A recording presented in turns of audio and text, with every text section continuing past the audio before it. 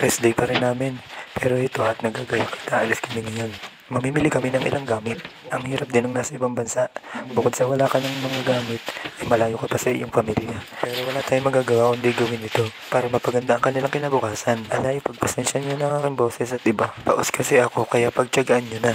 Outfit check muna, Nax! Inabisa na namin maglakad upang makapunta na sa bus stop. May oras kasi ang biyahe dito. Di tulad sa Pinas, anytime pwede kang umalis. Lagi namin nadadaanan dito yung malaking aso na malaki pa sa tao kapag tumindig. Grabe, kita nyo, ang laki niyan. At sa tuwing lalakad kami, lagi ko nakikita itong bahay na to. Gandang-ganda ako dito pag dadaanan namin to. Yung tipong may pagka-old type.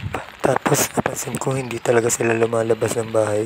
At sa paglalakad namin, nakarating na kami ng bus stop upang hintayin ang aming sasakyan na bus. Mga ilang minuto lang ay darating na kasi yung sasakyan namin kaya medyo nagmamadali na kami. Sa ilang minuto namin paghihintay ay dumating na yung aming sasakyan bus kaya kami ay sumakay na. Makakaramdam ka lang ng init ng paligid pag ikay sumakay na sasakyan. Mga ilang minuto lang ay bumaba na kami ng bus para pumunta naman sa mall.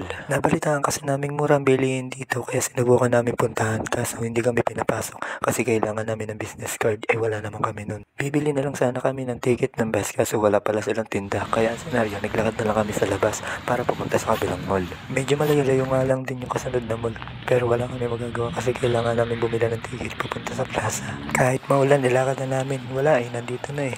Kaya tiyaga-tiyaga na lang. One eternity later. At eto nga dumating na kami sa kasunod na mall para bumili ng ticket. Dito nga ay naghahanap na kami ng convenience store. At nang makakita kami ng convenience store ay agad na kami pumila kaso hindi na kami nagkaintindihan kaya ipinakita ko na lang yung lumang ticket. Bus ticket, Sino? trolley ticket. Can I buy? Wait a minute. Eto nga pala yung tinutukoy ko na ticket para makasakay kami ng trolley or bus. Nagmamadali nga pala kami lumabas dahil mga 5 minuto lang ay dadaan na yung bus na sasakyan namin. Mga ilang minuto lang natakbuhan ay nakarating na kami sa bus stop. Wala pa nga yung bus kaya nagkaroon kami ng pagkakataong makapagpahinga. A few moments later. Mga ilang minuto lang ay dumatay na yung aming sasakyan kaya dali-dali na kami sumakay.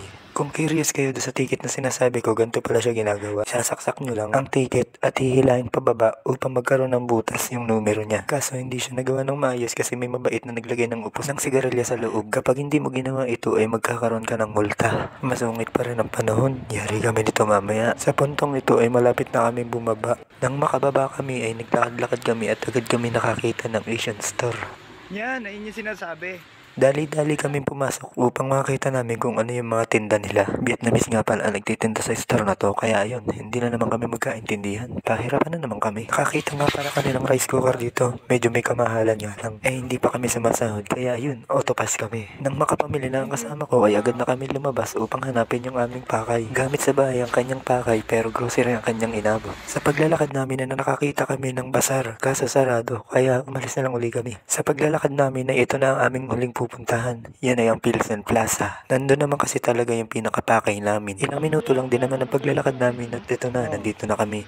Papasok na kami sa loob ng Pilsen Plaza. Pagpasok namin ay agad na namin tinungo kung saan namin makikita yung appliances store. O diba? Ang ganda rin dito. Kung kayo nilalamig sa labas, dito lang din kayo tumambay. Dito nga pala, isinubukan kong i-check kung anong itsura ko na. Kung po ikakaawa, si Puging Lamig. Ano gang iniimim? Sabi at baka magagawa ng paraan. Batang aray. Sa paglalakad namin ay aray na. Nandito na kami.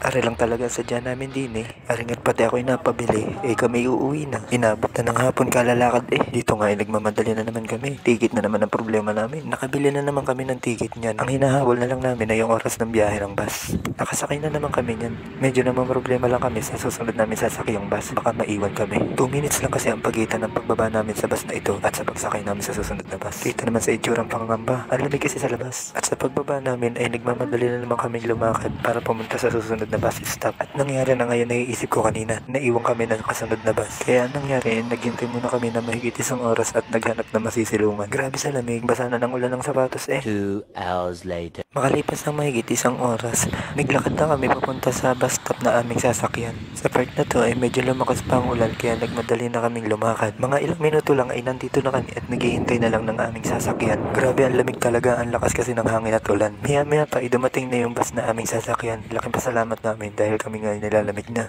Dito nga pala sa bus na ito ay magbabayad ka muna ng pamasahe bago ito umalis. Tulad ng ginawa kong ito. Libre din. Saan ka? Yan, ganyan yung style ng bus na ito. Mga ilang minuto lang na biyahe, bumaba na kami ng bus upang maglakad-lakad papunta sa aming tirahan. Dito nga, tuwan-tuwa na ako kasi malapit na kami makauwi. Nilalamig na kasi ako maigi. At nang kami makauwi ay heto na, binuksan ko na ang aking nabiling gamit. Oo, tama ka, yan lang. Pero sa akin, malaking bagay ito. Maikukumpara ko kasi ito sa isang pangarap. Oo, maraming struggle. Pero hanggat ikay kumikilos, makukuha mo rin to basta wag ka lang titigil. Alay, ang dami pang sinabi. Alay, kung pinanood mo to ay maraming salamat. Alay, hanggang sa muli natin pagkikita, paalam.